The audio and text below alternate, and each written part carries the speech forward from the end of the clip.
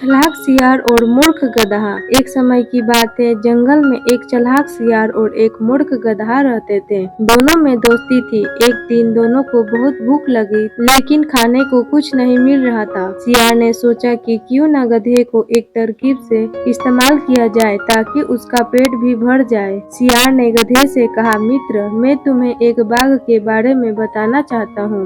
वहाँ बहुत हरी हरी घास है और खाने के लिए बहुत कुछ है। गधा यह सुनकर खुश हो गया और सियार के साथ बाग की ओर चल पड़ा। बाग एक किसान का था, जहाँ वह अपने फसलों की रखवाली के लिए 2 कुत्ते छोड़ गया था। सियार जानता था कि अगर गधा वहाँ गया तो पकड़ा जाएगा, लेकिन उसने सोचा कि गधे को खतरे में डालकर वह खुद सुरक्षित रहेगा।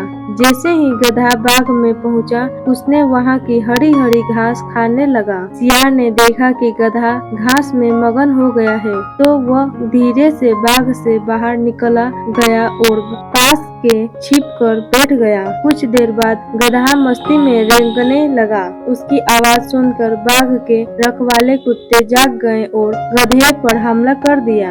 गधा अपनी मूर्खता के कारण पकड़ा गया और बुरी तरह पीट गया। जब गधा मुश्किल से बाग से बाहर निकला तो उसने सियार को देखा और समझ गया कि सियार ने चालाकी से उसे मुसीबत में डाल दिया था। शिक्षा। इस कहानी से हमें यह सीख मिलती है कि बिना सोचे समझे किसी की बातों में नहीं आना चाहिए और हमेशा सतर्क रहना चाहिए।